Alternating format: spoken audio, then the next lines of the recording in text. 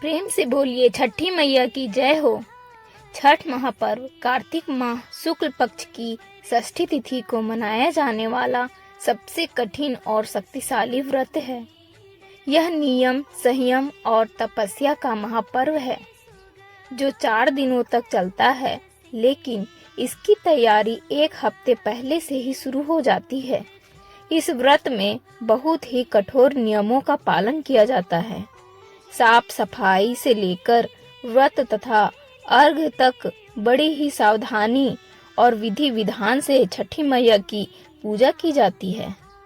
यह व्रत पारिवारिक की सुख समृद्धि, संतान की दीर्घ आयु, सलामती और रोग मुक्त जीवन के लिए किया जाता है। लोग आस्था के महापर्व छठी मैया की शुरुआत आमतौर पर दीपावली के 6 दिन बाद होती है। लोग बेसब्री से महापर्व का इंतजार करते हैं। हिंदू धर्म में इसका बहुत ही महत्व है। छठ मैया का यह कथा है कि यह ब्रह्मा जी की मानस पुत्री है और सूर्य देव की बहन है।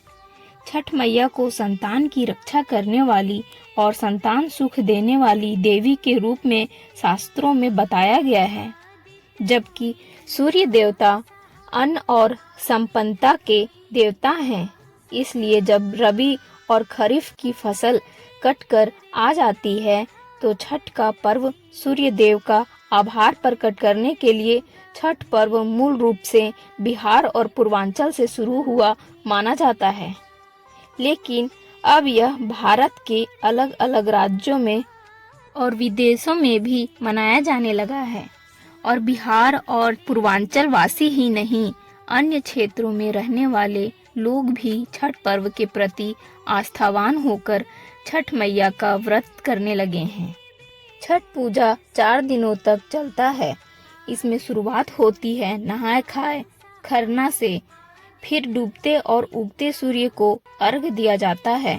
इसमें व्रती महिलाएं नदी में कमर तक जल में डूबकर सूर्य देवता की अर्घ देकर उनकी पूजा करती हैं। इसमें 36 घंटों तक निर्जला व्रत रखा जाता है, जो बेहद ही कठिन माना जाता है। पौराणिक मान्यताओं के अनुसार छठी मैया की पूजा करने से व्रती को आरोग्यता, सुख समृद्धि, संतान सुख का आशीर्वाद प्राप्त होता है। परिवार में आने वाले हर मुसीबत से छठी मैया रक्षा करती है। पंचांग के अनुसार इस साल 2024 में षष्ठी तिथि प्रारंभ होगी 6 नवंबर बुधवार मध्य रात्रि 12:41 से और षष्ठी तिथि समाप्त होगी 7 नवंबर बृहस्पतिवार मध्य रात्रि 12:34 पर। ऐसे में उदया तिथि के अनुसार छठ पूजा का पर्व 7 नवंबर दिन गुरुवार को ही मनाया जाएगा। छठ पूजा संपन्न करने के लिए इस तरह शाम के समय अर्घ 7 नवंबर को और सुबह का अर्घ 8 नवंबर को दिया जाएगा। इसके बाद व्रत का पारण किया जाएगा। नहाए खाए कब होता है और क्या होता है? इस दिन तो देखिए, नहाए खाए से छठ पूजा की शुरुआत होती है। इस बार 5 नवंबर मंगलवार को नहाए खाए है। नहाए खाए जैसे कि नाम से ही स्पष्ट होता है कि स्नान करके भोजन का नियम है। नहाए खाए के दिन व्रत करने वाली महिला नदी या तालाब में स्नान करती है। व्रती महिलाएं भात और चना दाल और लौकी का प्रसाद बनाकर ग्रहण करती हैं। छठ पूजा के दूसरे दिन को खरना कहा जाता है। इस बार खरना 6 नवंबर बुधवार को है। कार्तिक मास के शुक्ल पक्ष की पंचमी तिथि को खरना का प्रसाद बनाया जाता है।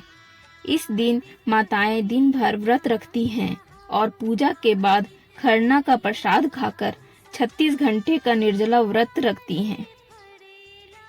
इस दिन मिट्टी के चूल्हे में आम की लकड़ी से आग जलाकर प्रसाद बनाया जाता है।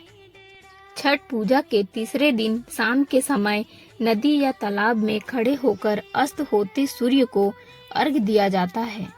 इस बार 7 नवंबर गुरुवार को पहला अर्घ दिया जाएगा। इसमें बांस के सूप में फल, गन्ना, चावल के लड्डू, ठेकुआ सहित अन्य सामग्री रखकर पानी में खड़े होकर पूजा की जाती है। छठ पूजा के चौथे और आखिरी दिन उगते हुए सूर्य को अर्घ दिया जाता है। इस बार 8 नवंबर शुक्रवार को दूसरा अर्घ दिया जाएगा। इस दिन व्रती अपने व्रत का पारण करती है, साथ ही अपने संतान की लंबी उम्र, अच्छे स्वास्थ्य की कामना करती है। इसके बाद व्रती अपना व्रत तोड़ती है और प्रसाद वितरण करती है। तो आइए अब जानते हैं कि यह छठ का महापर्व सबसे पहले किसने किया था। इस छठ व्रत की शुरुआत कैसे हुई। एक पौराणिक कथा के अनुसार राजा प्रियव्रत निसंतान थे। उनको इसकी पीड़ा थी। उन्होंने महर्षि कश्यप से इसके बारे में बात की। तब महर्षि कश्यप ने संतान प्राप्ति के लिए यज्ञ कराया। उस दौरान यज्ञ में आहुति के लिए बनाई गई खीर राजा प्रियव्रत की पत्नी मालिनी को खाने के लिए दी गई। यज्ञ के खीर के सेवन से रानी मालिनी ने एक पुत्र को जन्म दिया, लेकिन वह मृत पैदा हुआ था।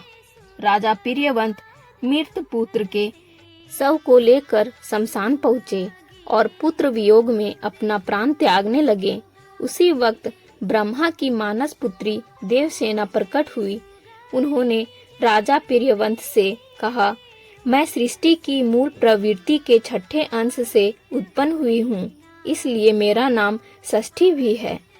तुम मेरी पूजा करो और लोगों में इसका प्रचार प्रसार करो।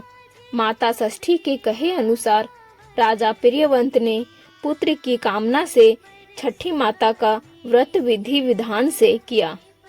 उस दिन कार्तिक मास की शुक्ल पक्ष की षष्ठी तिथि थी। और दूसरी कथा श्री राम भगवान और सीता माता से कही जाती है। पौराणिक कथा के अनुसार लंका के राजा रावण का वध करके अयोध्या आने के बाद भगवान श्री राम और सीता जी ने राम राज्य के स्थापना के लिए कार्तिक मास के शुक्ल पक्ष की षष्ठी तिथि को उपवास रखा था और सूर्य देव की पूजा अर्चना की थी। पौराणिक कथाओं में छठ व्रत का प्रारंभ को द्रौपदी से भी जोड़कर देखा जाता है। द्रौपदी ने पांचों पांडवों की बेहतर स्वास्थ्य और सुखी जीवन के लिए छठ व्रत रखा था। सूर्य की उपासना की थी, जिसके परिणाम स्वरूप उनका खोया हुआ राजपाट वापस मिल गया था। महाभारत के अनुसार दानवीर कर्ण सूर्य के पुत्र थे और प्रतिदिन सूर्य की आराधना करते थे। कथा अनुसार सबसे पहले कर्ण ने ही सूर्य की उपासना शुरू की थी। वह प्रतिदिन स्नान के बाद नदी में जाकर सूर्य देवता को अर्घ देते थे। तो इस प्रकार की 4 कथाएं प्रचलित हैं। ये छठ के महापर्व की शुरुआत थी। ये छठ का महापर्व बड़ा ही फलदायी, बड़ा ही शक्तिशाली है। जो भी करता है उसकी मनोकामना छठी मैया अवश्य पूर्ण करती है। तो आइए जानते हैं नहाय खाए में क्या होता है।